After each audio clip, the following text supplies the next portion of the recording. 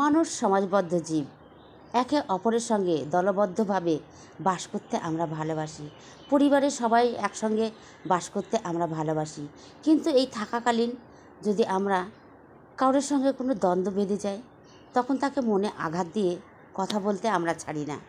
তাই তাকে আঘাত দেওয়ার পরে তার মনের অবস্থাটা কেমন হয়, তাকে যে আঘাত দিলাম কষ্টটা কেমন হয়, সেই বিষয় নিয়ে আজকে আমি মানবিকতা নিয়ে আলোচনা করব। বন্ধুরা, এই আলোচনায় সবাই মিলে শুনুন, কেউ স্কিপ করবেন না।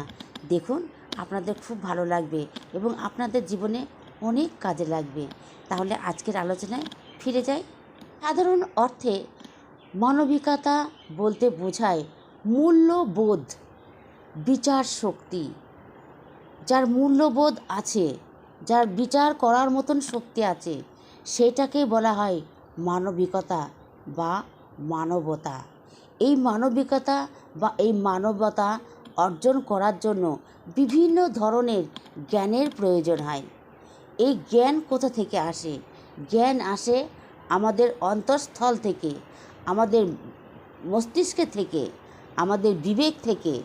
বিবেকের মধ্যে থেকে জ্ঞানের দরজাটা খুলতে হয়, তার জ্ঞান বার হবে। জ্ঞান এমনি এমনি আসে না, জ্ঞানের ভাণ্ডার থেকে সে জ্ঞান বার করতে হবে।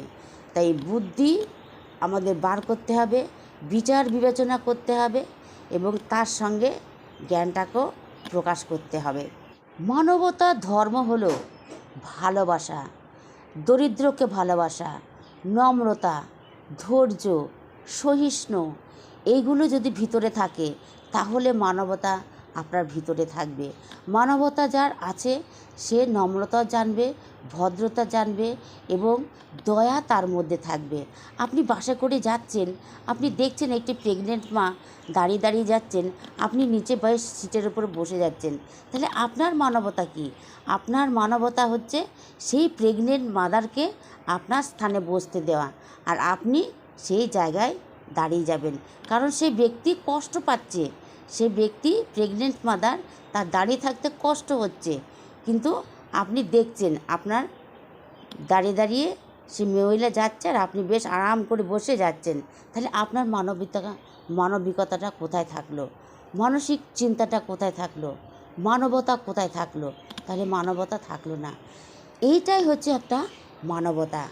আপনি তাকে মনের যে উদারতা হলো, সেই উদারতা দেখিয়ে আপনি তাকে বসতে দিলেন।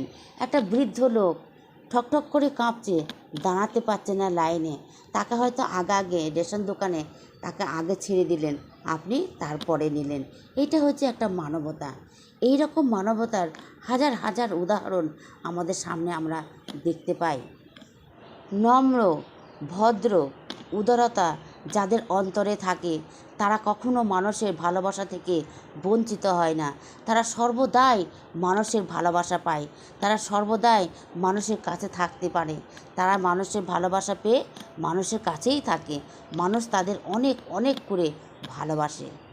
মানবিকতা মানে হলো সমবেদনা, সহিষ্ণুতা, উদারতা। আমার দুঃখ হচ্ছে, আমার দুঃখের সঙ্গে আমার সমবেদনা যদি কেউ হয়, তাহলে আমার সেই মানবিকতাটা সে বুঝতে পারল। সহিষ্ণু, আমার কষ্টে যে কষ্ট অনুভব করবে সেটাই হচ্ছে সহিষ্ণুতা, উদারতা। এমনও পরিবার আছে যে সংসারে ছেলে বৌমা শ্বশুর শাশুড়িকে দেখে না, তাদের সংসারে থাকতে চায় না, একসঙ্গে থাকতে চায় না। এগুলো হচ্ছে মানবিকতা। মানবিকতা সবার মনে আছে, কেউরের প্রকাশ পায়, কেউরের প্রকাশ পায় না। এটাকে প্রকাশ পেতে হবে, অনুভব করাতে হবে, তাহলে সেই সংসারে শান্তি থাকবে, শান্তি ফিরে আসবে।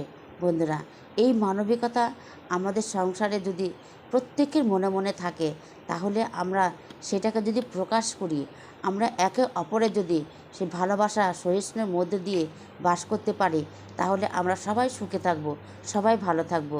বন্ধুরা, তাহলে আজকের ভিডিও যদি আপনাদের ভালো লাগে, অতি অবশ্যই ভিডিওতে কিন্তু একটি করে লাইক কমেন্ট করতে একদম ভুলবেন না। তাহলে আজকের মতন আসছি, সকলকে আমার অন্তঃস্থল থেকে অনেক অনেক ধন্যবাদ।